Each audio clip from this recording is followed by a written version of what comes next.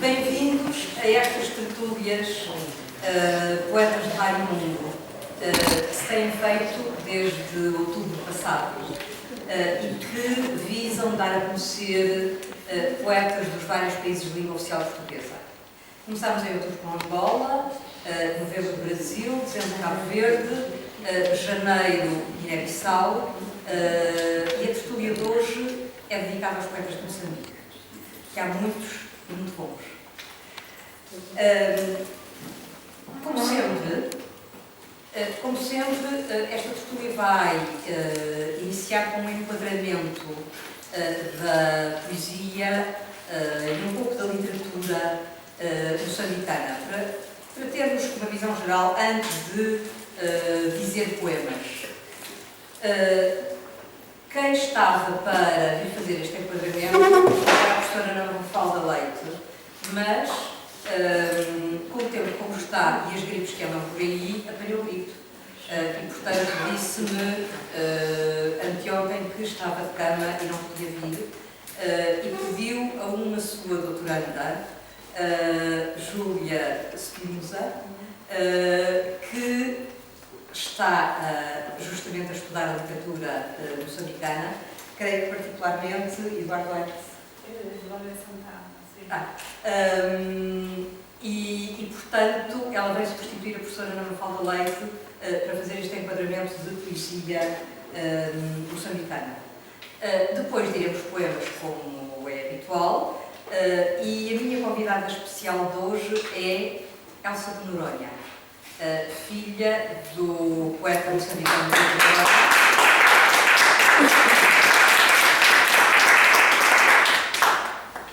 penso que todos a conhecem e já ouviram dizer poesia. É sempre um enriquecimento. Para quem não a conhece, eu penso que será uma surpresa, e uma surpresa muito boa. E no fim, às 7h30, abriremos o microfone, portanto, isto que é virtual, ao público, e quem quiser dizer poesia, preferencialmente de Moçambique, poderá fazê-lo. E, portanto, vamos começar. Doutora Júlia Spinoza. Obrigada pelo convite. Para mim é um honor estar aqui.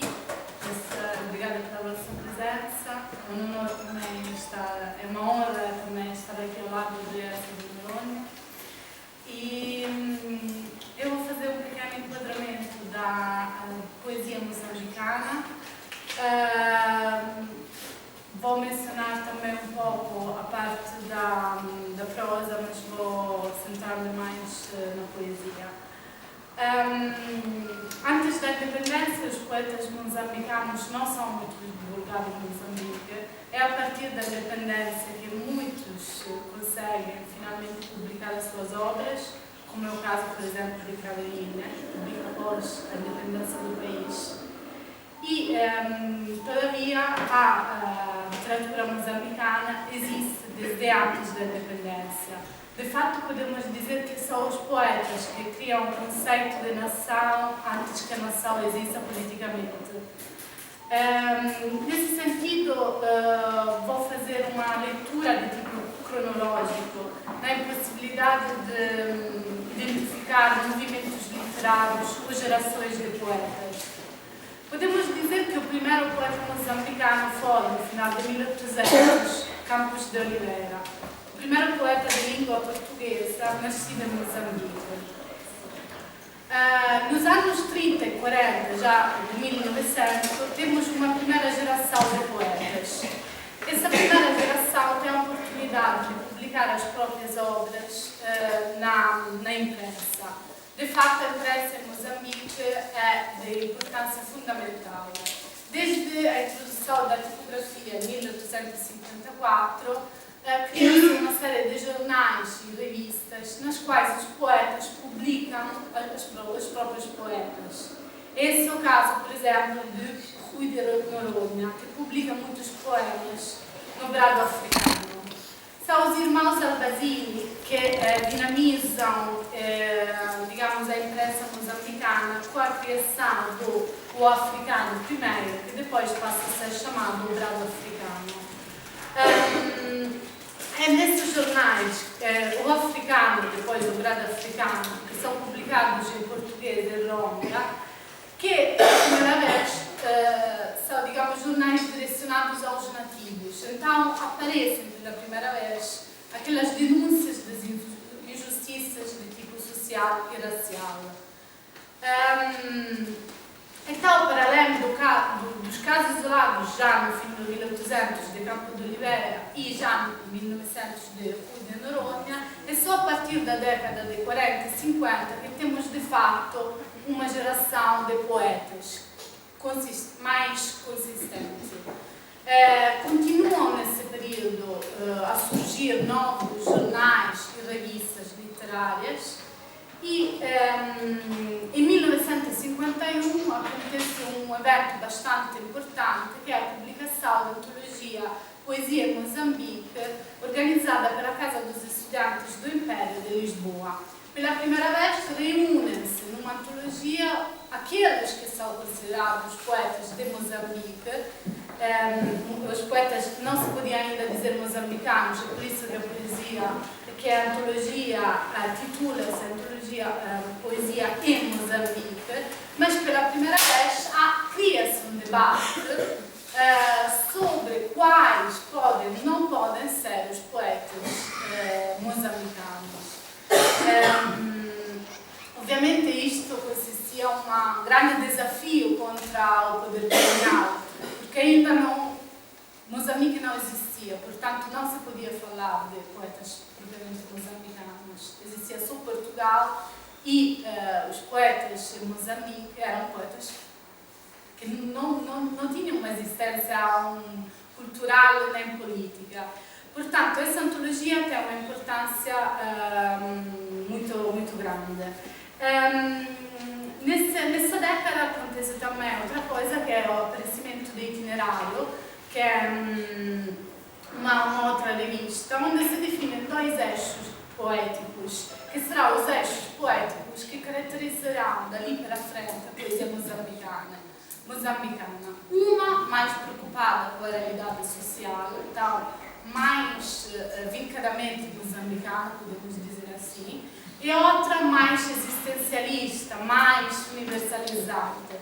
Essas duas linhas, cujos representantes máximos podem ser considerados daquela mais vincadamente moçambicana, Craveirinho, e daquela mais existencialista, Rui Knopfli, irão caracterizar a poesia moçambicana até hoje em dia. Portanto, são duas linhas poéticas que já desde os anos 40 vão formando aquela que depois podemos definir a poética moçambicana. Na década de 40 e 50 emergem poetas importantíssimos na cena moçambicana. Estou a falar, por exemplo, de Noemi de Souza, que deixa o caderno Sangue Negro antes de partir para a Europa. É um caderno onde há uma reivindicação negra, uma denúncia da injustiça colonial, uma reivindicação racial.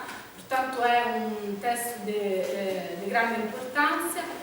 Craveirinha, que é um dos maiores poetas moçambicanos, que só consegue publicar livro após a independência, exatamente porque havia essa censura por parte do poder colonial que não permitia a emergência de vozes vincadamente moçambicanas.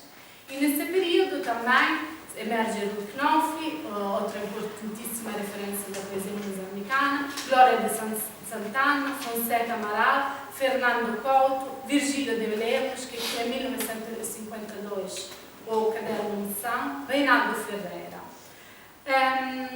Passamos agora à década de 60 e 70. Continua, como sempre, essa emergência de novos revistas e jornais literários que continuam a ser importantíssimos na cena cultural moçambicana, mas ao mesmo tempo é nos anos 70 que começa a luta armada. Uma luta armada que obviamente é sufocada pelo poder colonial, então nem se fala desta luta armada, mas já na década de 60 começa e já tem um reflexo no lado cultural, no sentido em que nesse período, por exemplo, são presos poetas como Craveirinha ou artistas como Malangatana. Portanto, há uma forte censura, há determinadas temáticas que absolutamente não se podem tocar e, ovviamente, isso tem um reflexo importante do ponto de vista literário e cultural.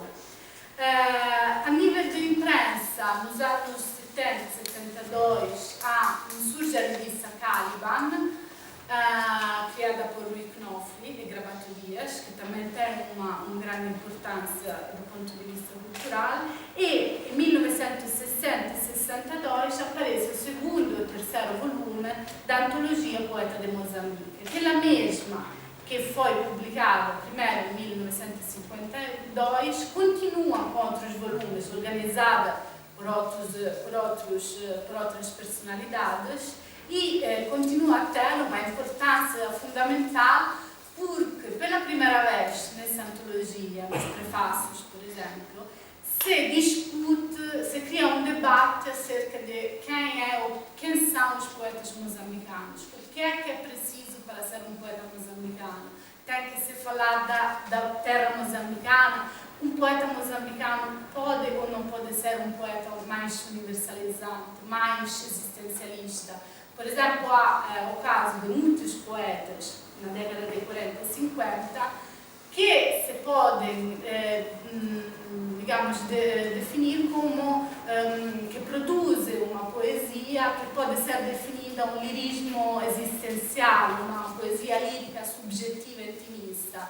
Mas não por isso este tipo de poesia deixa de ser moçambicana. Portanto, temos que, nessas antologias publicadas pela Casa dos Estudantes do Império, cria-se precisamente este debate porque há poetas que não são marcadamente identificáveis enquanto moçambicanos, mas não podemos esquecer que nessa altura ainda Moçambique não existia e havia uma forte repressão e uma forte censura. Sempre na década de 60 e 70, portanto, temos novas vozes poéticas. Por exemplo, Craveirinha continua a publicar os seus poemas na imprensa e digamos que também esse período é caracterizado pela importância vital que tem, considerando que os poetas não podem publicar os próprios livros, os próprios poemas em livros, há a possibilidade de publicar nos jornais e nas revistas é extremamente importante para fazer circular a própria obra. Ovviamente a situação muda a partir da independência, mas se a independência, por um lado, leva àquela liberdade que os poetas não tinham antes da independência, por outro, infelizmente, alguns anos depois começa a Guerra Civil, uma guerra que terminará só em 1992. Portanto, se os poetas tinham vivido o drama colonial pessoalmente ou indiretamente, agora enfrentam outro grandissimo problema que é o da Guerra Civil. Nesse período, a seguir à independência, finalmente os poetas que não conseguiram publicar as próprias obras em livros conseguem finalmente publicar.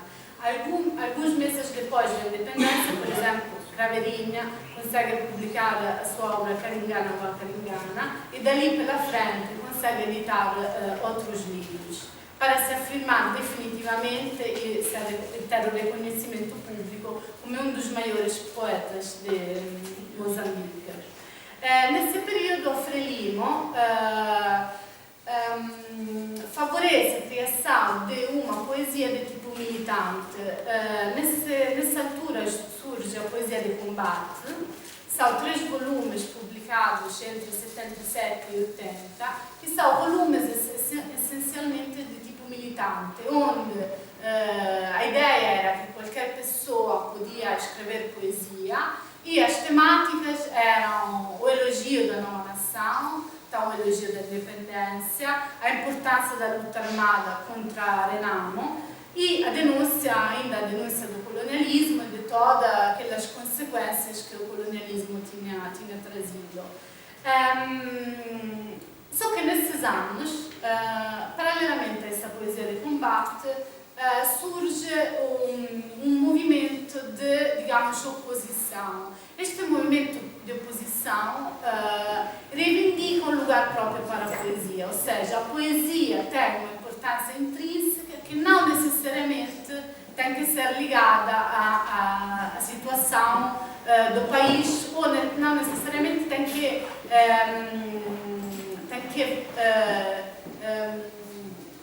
repensar aquelas temáticas da guerra, de combate militante, mas não, pode apontar para outras temáticas. Em 1980, então, surgem novas tendências estéticas que apontam, por exemplo, para a temática do amor, do erotismo, do índico, do mar, do sonho, da melancolia, um lirismo intimista, às vezes também utilizado na metalinguagem, que reflete acerca da função mesma da poesia nesse contexto e que se opõe claramente à poesia de combate. Nessa mesma década dos anos 80, criam-se em Moçambique algumas instituições que permitem a emergência dessas vozes, digamos, alternativas da poesia. É criada em 1982 a EMO, Associação dos Escritores Moçambicanos, que cria algumas coleções, Timbila para a poesia, Caringano para a narrativa e Início para os primeiros, digamos, para os poetas e escritores mais novos, e favorece a publicação de obras. É também criada em 1980, alguns anos antes, o Instituto Nacional do Livro e do Disco, muito importante também para essa dinamização cultural. E nesses anos 80, de particular importância a revista Tempo, entre muitas outras que também surgem do centro até o norte do país. Mas a revista Tempo tem uma secção literária onde, sobretudo, os poetas podem publicar as próprias poesias. E aqui, por exemplo, Eduardo White publica os seus primeiros poemas. Podemos dizer que essa nova geração de poetas integra uma série de poetas de tipo heterogêneo, ou seja, não há uma linha bem definida, há sempre aquela subdivisão que vem dos anos 40 entre uma poesia mais vincadamente moçambicana, mais ligada à realidade, e outra que reivindica um lirismo mais existencialista, mais subjetivo. Mas podemos dizer que na década de 80 os nomes que sobressaem são os de Luís Carlos Patraquim, Eduardo White, Eliodoro Batista, Sebastião Alba, Armando Arto, Niel Couto, que publica em 1983 o seu primeiro livro de poemas, Reis do Orvalho, Filimone Mengos, Nelson de Saúde. Alguns desses poetas que nomeei integram um primeiro movimento literário organizado após a independência, que é o movimento Charrua. Charrua é uma revista, saem alguns números a partir de 1974, e a imagem metafórica do título é a ideia de algo que remexe na terra, então remexe no passado para criar algo de novo. Portanto, o movimento de Charrua, mesmo sendo um movimento heterogêneo, é importante por esta função de, digamos, recuperar o passado para criar algo de novo. De facto, muitos dos poetas que integram Charrua retomam os poetas dos anos 40, como Fernando Couto, Reinaldo Ferreira, Glória de Santana, e os citam nos seus poemas, diretamente ou indiretamente. Portanto, cria-se esta linha de continuidade que dos anos 30 e 40 vai até os anos 80 e até os nossos dias. Depois de Charrua surgem outras revistas que mais ou menos tentam criar movimentos que se opõem um pouco à charrua e tentam criar algo de novo. E até hoje há novos poetas, novos homens poetas que continuam a publicar. No geral, podemos dizer que a poesia é algo que tem ou seja, tem uma importância fundamental desde o período colonial após a independência e, de facto, não há muitas obras de tipo narrativo que se publicam nesse período. Mas, a partir dos anos 90, a situação, pelo menos, começa a se equilibrar mais. Portanto, se antes havia uma clara predominância da poesia, depois, a partir dos anos 90, podemos dizer que também a narrativa, que surge com nomes, por exemplo, como Ngulani Bakakosa, que publica em 1987 o Alalapi, Miyakoto, que publica Terra Sonâmbula em 1992, Paulina Sciziani, que publica Niketch, uma história de poligamia em 2002, João Paulo Borges Coelho, que publica As Duas Sombras do Lírio em 2003. Portanto, hoje em dia podemos dizer que de facto há um equilíbrio entre a poesia e a prosa, que é uma prosa muito rica também. No geral, podemos dizer que os poetas de hoje, como os escritores, que, por exemplo, nomeei, tentam recuperar o passado, reinventar o presente e sonhar o futuro. Acho que vou terminar aqui a minha apresentação e agradecer a sua presença mais uma vez. Muitíssimo obrigada por ser.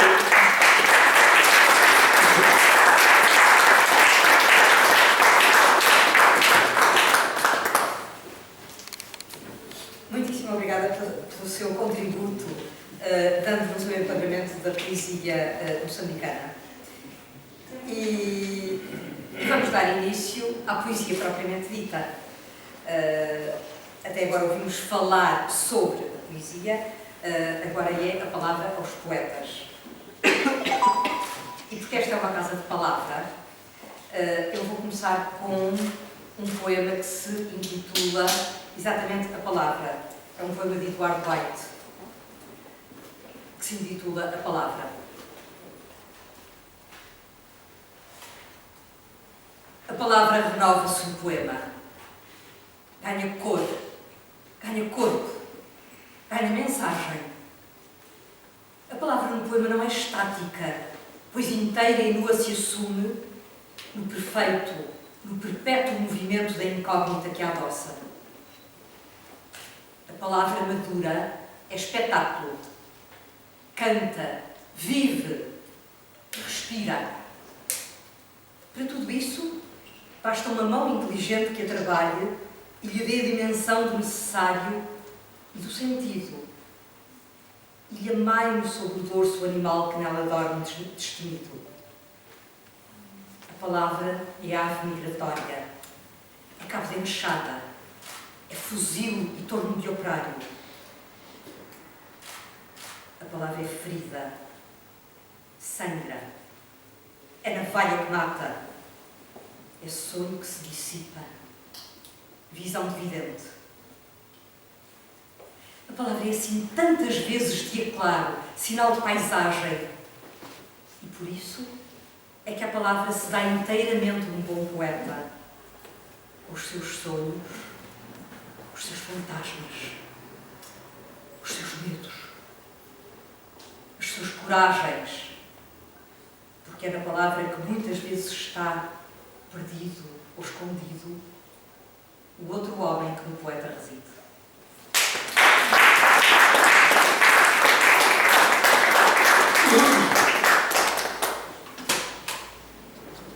E porque estamos perto do dia 14 de fevereiro, dia dos namorados, eu não trouxe poesia de combate, mas trouxe poesia de amor.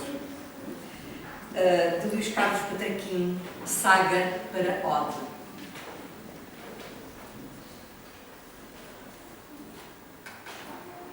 É preciso a distância para chegar onde o poema parte e se reparte no léxico verde do teu corpo, com cinzas noturnas e a madrugada nas mãos. É preciso lugar, ainda que doa a emoção azul de sangrar por dentro, com o pensamento na galáxia eterna do olhar. É preciso tudo. Uma ver morte e flores na raiz ao vento dos braços inteiros que se deram por um nome, uma ideia rubra nos lábios da liberdade. É preciso ver musgo e alegria até às ilhargas da tua imagem garça a deslizar e sorver água na exuberância lustral dos teus seios. É preciso a insurreta solidão de alguns dias, quando os arquipélagos de ser dizem barco e os teus passos se espreitam e tímidos percorrem o horizonte coral do silêncio. É preciso inventar-te, porque existes enquanto os deuses adormecem nas páginas dos livros e o real é a infinita medida do canto, como acender as luzes ao meio-dia e no mais sol das pétalas abertas verter a seiva a singrar na terra. É preciso, meu amor, percorrer o tempo que nos deram, suspensos onde estamos nas pálpebras do verão.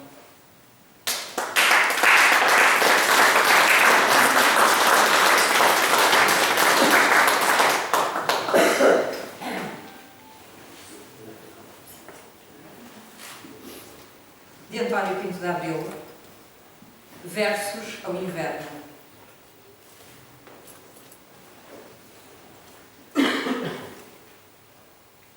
Deslizando sobre a esteira do teu rosto, qual almofada humana para o meu sonho embalar, ambições adiadas que saltitam no íntimo, olhos de amêndoa, fulgor de mar ao sol, beleza tropical, natural canto de pardal, deslizando sobre a estufa do teu sorriso, em ondas sucessivas de carícias noturnas, um mundo infinito de amor, frio e calor, frescura e quentura, canto de pardal, deslizando sobre a capoeira do teu peito, qual duna feminina habitada de doçura, vento em corrente, rio crescente, orvalho matinal, luar em ternura, mundo infinito de amor, mar ao sol, um canto curto, solene de pardal.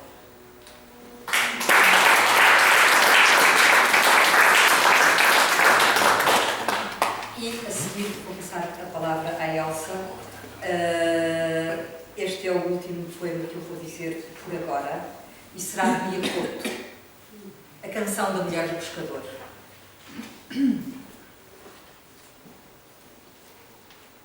Quero ser a tua pele cobrindo a praia. Quero acender no teu fogo a minha saia e arrancar dos búzios a voz do mar e abrir-me na tua boca para respirar. Quando partires para o horizonte, não quebres nunca a nossa ponte. Leva contigo a primeira madrugada, a primeira saliva partilhada. E para que de ti não tenha sede, leva-me amor na tua rede, lança-me nas ondas mais altas, afunda-me nas algas verdes. E antes que o dia quede de morto, entregar-te-ei todo o meu corpo, minha seta para o teu arco, meu azul para o teu barco. Devolverei a carne do teu sal, porque nada cura este mal de me saber bem esta dor, este amor de te amar. Pescador, meu pescador.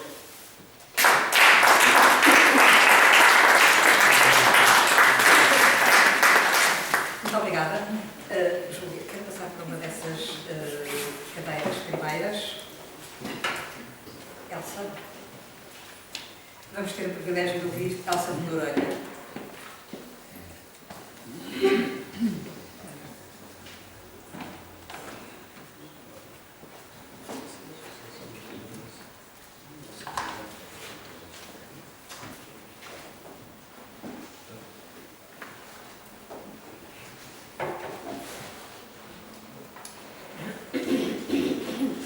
Muito boa tarde a todos e a todas.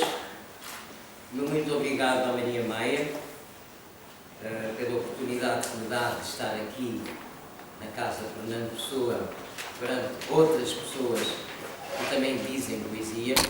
Alguns nem escrevem. Portanto, aos que escrevem poesia, aos que não escrevem mas dizem, e aos que escrevem e dizem, e aos que dizem mas não escrevem. Eu dedico-me mais a dizer a poesia.